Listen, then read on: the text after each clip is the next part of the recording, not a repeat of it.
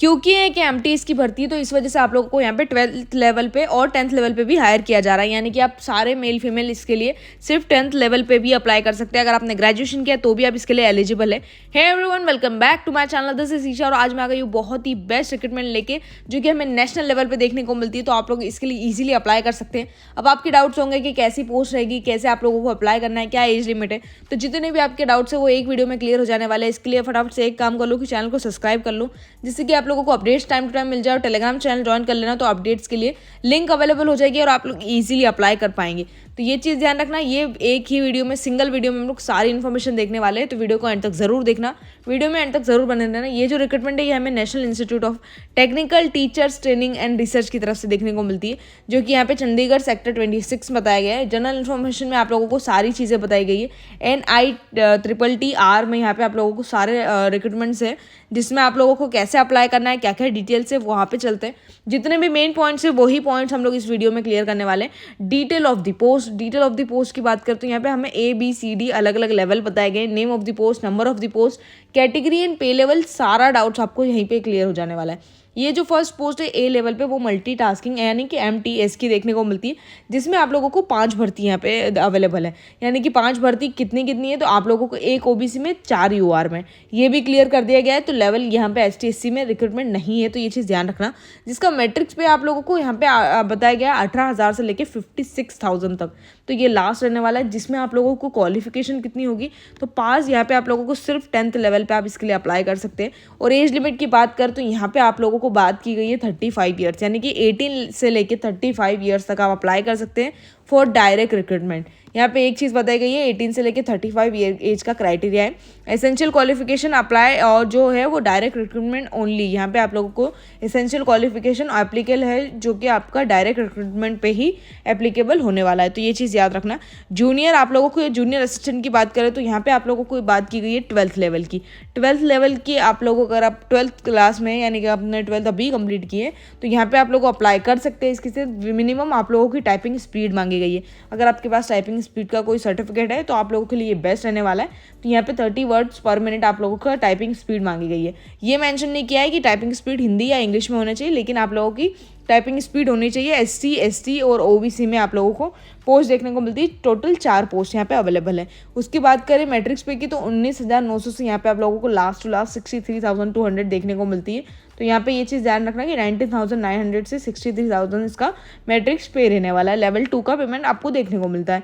Age limit की बात करें तो यहाँ पे not extending 35 years for direct recruitments, तो यहाँ पे एज लिमिट भी आप लोगों को क्लियर कर दी गई है। नेक्स्ट हम लोग अनदर पोस्ट पे चलते हैं, तो यहाँ पे आप लोगों को स्टेनोग्राफर ग्रेड 2 की पोस्ट देखने को मिलती है, जिसमें आप लोगों को 2 पोस्ट अवेलेबल है, फर्स्ट ST के लिए और एक UR के लिए। तो यहाँ पे आप लोगों की जो भी कैटेगरी है उस हिसाब से पोस्ट के लिए अप्लाई करना।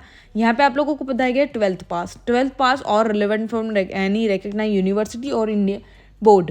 तो ये चीज़ याद रखना। स्किल जो आप लोगों को स्किल टेस्ट होगा वो 10 मिनट्स का होने वाला है, जिसमें आप लोगों को 80 वर्ड्स पर मिनट लिखना है, जिसमें 65 मिनट्स में आप लोगों को इंग्लिश कवर करना है, 75 मिनट्स में हिंदी कवर करना है। ये चीज़ याद रखना। और मैं आपको बताया गया 50 minutes for English, 65 minutes for Hindi, तो ये चीज़ याद रखना। यहाँ पे जो एज लिमिट है वो आप लोगों को 18 to 27 ईयर्स बताए गए हैं, और जो रिलैक्सेबल है गवर्नमेंट के रिलेटेड तो 40 ईयर्स तक के अकॉर्डिंग, सारे इंस्ट्रक्शन के अकॉर्डिंग आप लोगों को यहाँ पे बताया गया। ये चीज़ याद रखना। असिस्टेंट सेक्शन ऑफिसर की बात करें यानी ASO की बात करें तो 2 पोस्ट हैं, SC वालों के लिए और UR वालों के लिए। एक दोनों के लिए पोस्ट अवेलेबल है, जिसमें बैचलर डिग्री अगर आपने की है, ये जो पोस्ट है ये बैचलर डिग्री वालों के लिए है। 10th की बात हो गई, 12th की बात हो गई, अब हम बैचलर पे चलते हैं। तो अगर आपने बैचलर डिग्री कंप्लीट की है एनी डिसिप्लिन, कोई भी डिसिप्लिन में, तो यहाँ पे आप अप्लाई कर सकते हैं फॉर द पोस्ट ASO, यहाँ पे जिसका मैट्रिक्स पे 29,000 से स्टार्ट होकर 92,000 इसका लास्ट रहने वाला है, जिसमें एसेंशियल क्वालिफिकेशन डायरेक्ट रिक्रूटमेंट पे ही एप्लीकेबल होने वाली है।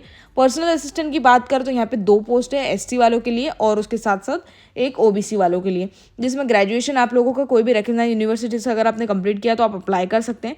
साथ ही में आप लोगों का टोटल 5 साल तक का एक्सपीरियंस होना चाहिए। स्टेनोग्राफर ये जो पोस्ट है ये आप लोगों की लेवल अप की पोस्ट देखने को मिलती है, यानी कि आप लोगों का एक्सपीरियंस लेवल पे देखने को मिलती है। मैट्रिकुलेशन आप लोगों का अगर कंप्लीट है या फिर 7 ईयर्स का टोटल आपको एक्सपीरियंस है तो भी आप इसके लिए इजीली अप्लाई कर सकते हैं। नेक्स्ट यहाँ पे हमें बताएगा अनदर पोस्ट, जो कि आप लोगों की सीनियर एडमिनिस्ट्रेटिव ऑफिसर की रहने वाली है, जिसमें सिर्फ एक भर्ती है और वो भी सिर्फ यूआर के लिए रहने वाली है, जिसका मैट्रिक्स पे आप लोगों को बहुत हाई देखने को मिलता है। 67,000 से इसका जो मैट्रिक्स पे वो आप लोगों को स्टार्टिंग देखने को मिलता है, यानी 67,700 से स्टार्टिंग है, जिसमें एसेंशियल क्वालिफिकेशन मास्टर्स डिग्री मांगी गई है। यानी कि अगर आप MBA कर रहे हैं या फिर मास्टर्स किसी भी डिग्री में अगर आप कर रहे हैं किसी भी डिसिप्लिन में, तो आप लोगों को मास्टर्स यहाँ पे मांगा गया है, any discipline with the minimum marks of 55। कोई भी डिसिप्लिन से अगर आप मास्टर्स कर रहे हैं, आप लोगों का जो मिनिमम परसेंटेज है वो आप लोगों का 55 मांगा गया है रिकग्नाइज्ड यूनिवर्सिटी से। तो ये चीज़ याद रखना है। एक्सपीरियंस आप लोगों का मिनिमम 15 ईयर्स का होना चाहिए अकाउंट स्टैब्लिशमेंट में और उसके साथ पर्चेज स्टोर में, और अलग अलग लेवल पे आपको बताया गया है, जिसमें आप लोगों का एक्सपीरियंस हायर होना चाहिए, 15 साल तक का एक्सपीरियंस होना चाहिए, जिसमें एज लिमिट आप लोगों की 45 ईयर्स तक की बात की गई है, और जो डायरेक्ट रिक्रूटमेंट पे एप्लीकेबल होने वाली है। और ये जितनी भी है वैकेंसीज, ये बैकलॉग की वैकेंसीज है, तो ये चीज़ ध्यान रखना। सर्विस कंडीशन आप लोगों को अलग अलग बता दी गई है। जनरल इंस्ट्रक्शन पे चलते हैं कि जनरल इंस्ट्रक्शन हमें क्या बताया गया है। लास्ट डेट कब है, तो लास्ट डेट आप लोगों की 15 अक्टूबर 2025 टिल 5 PM आप लोग अप्लाई कर सकते हैं।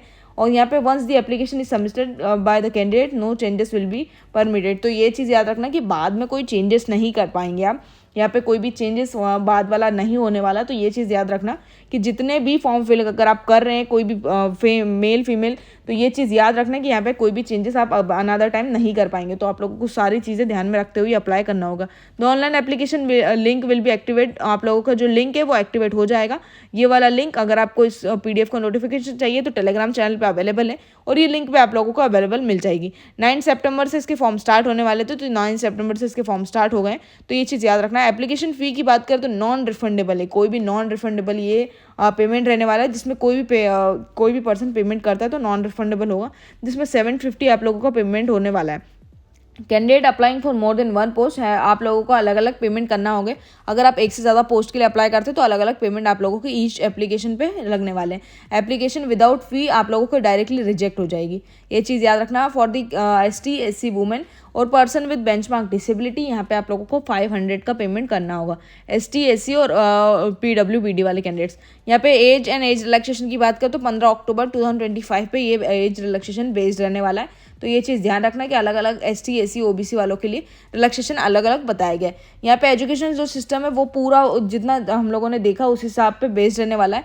कैंडिडेट्स को क्या क्या यहाँ पे डॉक्यूमेंट्स अपलोड करने पड़ेंगे, तो यहाँ पे प्रूफ ऑफ एज जो कि आप लोगों को 10th की मार्कशीट होने वाली है, उसके साथ साथ आप लोगों का जो एजुकेशनल क्वालिफिकेशन है कितनी की है, तो डिटेल डिप्लोमा मार्कशीट एक्सेट्रा ये सारी चीज़ें लगने वाली है। कॉपी ऑफ एक्सीलेंस सर्टिफिकेट, अगर आपका कोई भी एक्सपीरियंस लेवल पे आप अप्लाई कर रहे हैं तो एक्सपीरियंस का यहाँ पे सर्टिफिकेट लगने वाला है। Latest coloured photograph with name and date, आप लोगों का लेटेस्ट फोटोग्राफ होना चाहिए जिसमें आप लोगों का नेम आना चाहिए। अगर आपका ये फोटोग्राफ है तो यहाँ पे आप लोगों को नेम आना चाहिए और उसके साथ साथ डेट आनी चाहिए। तो ये चीज़ ध्यान रखना कि यहाँ पर आप लोगों का जो फोटोग्राफ है वो 3 मंथ से ज़्यादा पुराना नहीं होना चाहिए, और इसमें लेटेस्ट मांगा गया है तो आप लेटेस्ट ही अपलोड करना। उसके बाद यहाँ पे जो कलर फोटोग्राफ है आप लोगों को वो अपलोड करना है, और जो साइनिंग है वो सारी चीज़ें अपलोड करनी है। लैंग्वेज आप लोगों का जो है रिटन टेस्ट आप लोगों का जो डोमेन स्किल टेस्ट होने वाला है वो इंग्लिश लैंग्वेज में ही होगा। लैंग्वेज आप लोगों की स्किल यहाँ पे जो है वो इंग्लिश ही रहने वाली है। रिटन टेस्ट आप लोगों का होगा, डोमेन स्किल टेस्ट होने वाला है, डॉक्यूमेंट वेरिफिकेशन होने वाला है इन चंडीगढ़ ओनली, यहाँ पे चंडीगढ़ में ही जाके आपको कंप्लीट करना है। डोमेन स्किल टेस्ट है shall be qualifying in nature, qualifying in nature ही रहने वाला है, जो आप लोगों का सर्टिफिकेट लेवल पे ही होने वाला है। Domain skill test qualifying in nature पे ही होने वाला है। और स्टेनोग्राफर और पर्सनल असिस्टेंट की बात करें तो यहाँ पे आप लोगों को हिंदी इंग्लिश दोनों लैंग्वेज में देखने को मिलता है। पर्सनल असिस्टेंट और स्टेनोग्राफर की जो पोस्ट है उसका जो डोमेन टेस्ट है वो आप लोगों का हिंदी इंग्लिश दोनों लैंग्वेज में होगा। तो ये चीज़ ध्यान रखना। तो यहाँ पे आप लोगों को पूरा जो क्राइटेरिया है वो अलग अलग बता दिया गया है। जो आप लोगों का रिटन टेस्ट का क्राइटेरिया वो कितना कितना है, तो यहाँ पे आप लोगों को वो भी डिटेल्स एक्सप्लेन इजीली कर दी गई है। नेक्स्ट हमें यहाँ पे बताया गया है जो आप लोगों को कंपोनेंट्स रहने वाले हैं वो हिंदी इंग्लिश अलग अलग लेवल पे रहने वाले। हिंदी इंग्लिश जनरल अवेयरनेस और उसके साथ साथ एनालिटिकल एबिलिटी और आप लोगों का कंप्यूटर यूजेस। तो परसेंटेज वाइज 10 15 25 25 बताया गया है। डॉक्यूमेंट वेरिफिकेशन लास्ट में होगा, तो ये चीज़ ध्यान रखना। क्राइटेरिया अलग अलग लेवल पे रहने वाला है, परसेंटेज अलग अलग लेवल पे रहने वाले हैं, तो आप लोगों को उसी हिसाब से अप्लाई करना है। हिंदी इंग्लिश दोनों आप लोगों को बाय लैंग्वेज देखने को मिल जाएगा, तो आप लोग इजीली अप्लाई कर सकेंगे। यहाँ तक जो हम लोगों ने इसका मेन क्राइटेरिया वो सारा ही कवर कर लिया है। Criteria for stenographer, criteria for other level, तो यहाँ पे आप लोगों को सारा ही चीज़ें क्लियर हो गई होगी। इससे रिलेटेड लगा कि कोई भी क्वेरीज रहने वाली है तो आप लोग इजीली यहाँ पे कमेंट कर सकते हैं, तो हम लोगों को वहाँ पे आप लोगों को सारे अपडेट्स मिल जाएंगे। यहाँ तक जो मेन डिटेल्स थी वो सारी कंप्लीट हो चुकी है। अगर आपका इससे रिलेटेड कोई भी डाउट्स है जरूर कमेंट करना। यहाँ तक वीडियो अच्छा लगा हो तो लाइक कर देना, चैनल को सब्सक्राइब कर देना।